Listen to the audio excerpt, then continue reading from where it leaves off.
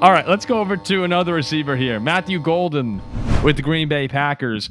Andy Herman, our good pal Andy Herman, I thought he actually had a pretty beast quote about Matthew Goldman. He said, everything Matthew Goldman does just looks so natural. Routes, catching, returning, just born to do it.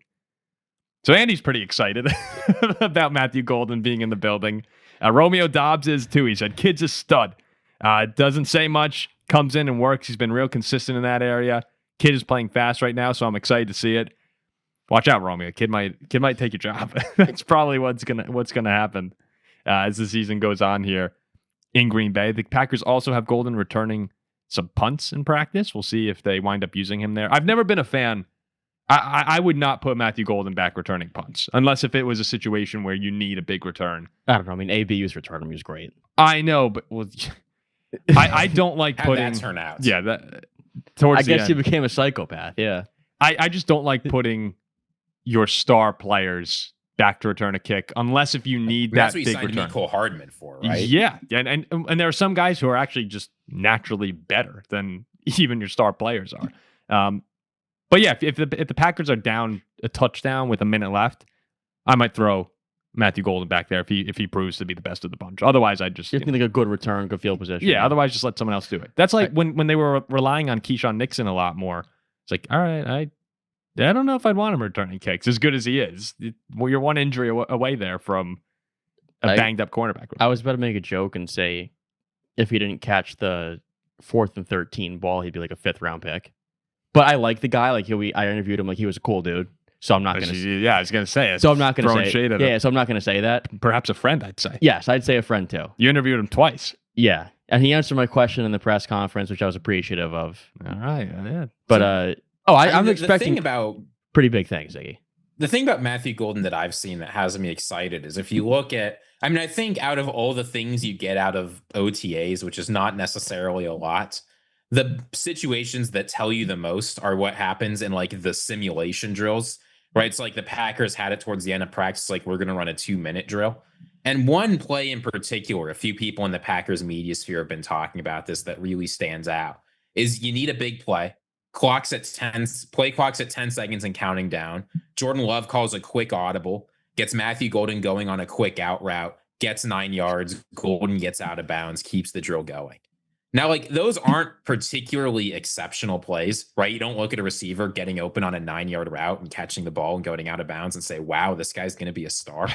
But I think what that tells you, especially because he's doing it with the first team, is that Jordan Love sees this as a player that he can potentially build trust with and be that reliable receiver who catches the balls in those situations that we've said the Packers have needed every single week last year.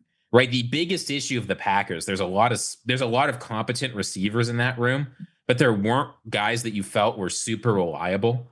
Right, in third and medium situations, who are you getting the ball to? Wicks is going to drop it. Dobbs is going to drop it. Jaden Reed is probably going to drop it. Like there wasn't a guy who you felt like you could count on in that room. And Jordan Love is clearly trying to build that sort of connection with Matthew Golden, which I think if you're a Packers fan should leave you pretty excited. Oh, absolutely, it should. I've actually almost been surprised at how verbal the Packers have been about the drops last season. Like when LaFleur was talking about Jordan Love's regression, and I think he said, obviously, the drops were a thing too. It's like there's something kind of strange going on with the Packers receiver room at this point in time. But you can't deny it. No, you can't. Right? But that's just something that I thought was a little weird. The math, the 2 worst receivers in the entire NFL at making mistakes on 3rd and 4th down were Dobbs and Wicks. Yeah, no, I saw that. Golden is here because you're looking for that guy now where it's 3rd and 5, 3rd and 6. Yeah, he's coming in to alleviate that. And he comes in and the drive continues. I will say, though, when you do watch, kind of to echo what Andy Herman was saying, when you're watching him in practice, and Ziggy, I actually think you said this before even Andy did on the show. You said he just looks a lot smoother than everyone else on the field right now. And I'm not going to lie to you guys. When the Packers drafted Matthew Golden, I didn't flinch. And you could go look at the reaction. I was actually pretty pumped up because I wanted, as everyone knows at this point in time, I wanted Will Johnson. And I was afraid the Packers were going to take him. Of course, in hindsight now, it was Donovan Jackson all the way for me. I was just trying to build up some love for Will, who I interviewed at the draft. But I wasn't particularly threatened by Matthew Golden when the Packers took him. And I'll ask you, Ziggy, because you're the fellow Vikings fan here. Jack, feel free to chime in actually as well as a neutral party. Do you think that I was wrong to not be afraid of that selection, that maybe I'll come to regret having basically zero fear when the Packers selected a first-round wide receiver?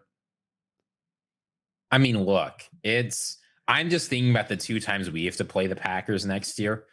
Our secondary is vulnerable. You know it. I know it. Yeah, I do. The thought of I'm not saying he's going to be Justin Jefferson or anything like that, but the thought of Jordan Love having a competent receiver, a guy who's reliable. I mean, you saw it so many times in late comebacks the Packers were trying to mount last year. The receivers just kept making mistakes that cost them games. If you take that out, you've got a receiver who's fast, who's quick, who can get open against our cornerbacks.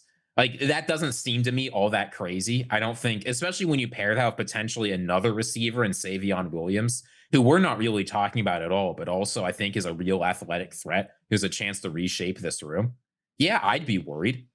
Like, what am I going to sit back here and say our team that sort of needs to be able to beat the Packers in a shootout with a rookie quarterback and a bad secondary? Takes a very good We're receiver. going to be just fine if the Packers get receivers? I don't know, man. Yeah, I guess as more and more of this news comes out that Matthew Golden looks awesome, and I'm looking across the board here at our secondary going, I like Byron Murphy, and other than that, I'm really just kind of putting stock in Mekhi Blackman saying that this unit's good to go. So, if he elevates himself and becomes the Packers' number 1 receiver, that's a problem. Like he's expected to, like what they want him to do, I think it's a problem.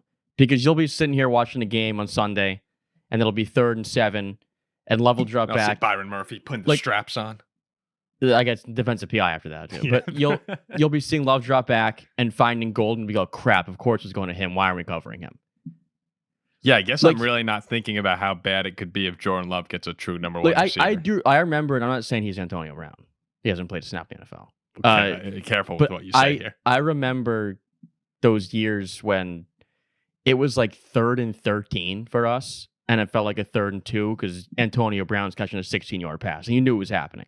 Except you remember that Xavier Rhodes, Harrison Smith bracket coverage. When you double him, yeah. That was sick. If it was Rhodes by himself, he's cooked. But you know what? We lost that game. Yeah, we lost that. And we were 13-3 that year. Yeah, we killed you. That was game 1 of the Case Keenum. Yeah, we killed you. But yeah, like if he can rise and become what Green Bay drafted him to be and become their number 1 receiver, then that's a problem, yes. I remember that season. Sorry for a brief tangent here. I remember that season. That's when Dalvin Cook got hurt early in the season, and I was just devastated. You could actually go look up my old article. I was in high school, or I guess freshman year of college, and I wrote for the Viking Age, and I think I titled it "Cooking Up a Mess: A Typical Vikings Year." And I remember I was just devastated after Cook went down because I thought we had something really special, and we did that year. We really did. And I'll never forget our good friend Christian Lee, who Ziggy and I went to Notre Dame with.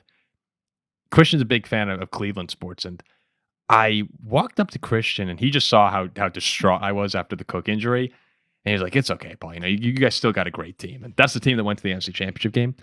And I just looked at Christian. His girlfriend was visiting at the time, and I said, "Christian, I know you've been dating this girl for like 2 or 3 years, maybe 4 years. The way I feel now is if she broke up with you on this trip." And he just looked at me and was like, "What's wrong? What is wrong with you?" And Christian's a big sportsman. I think he actually got it, but he just went, I think his actual response was, "I don't think so." He just walked away. What week did he go down? What was it, like week 6 or something like that? I think it was week 6 against the Lions. It was enough that we saw how good we could be with him, but we hadn't gotten the benefits of him actually playing the full season. Yeah. So then you managed to go 13-3, go to the championship. Yeah. So you see what I'm saying? Yeah. I see what you're saying. But Dalvin Cook was one, that was his rookie year. 2, was prime Dalvin Cook was a top 5 running back in the league for a while. I understand you guys couldn't cover Martavis Bryant that one game. So he had like 3 touchdowns. I was there.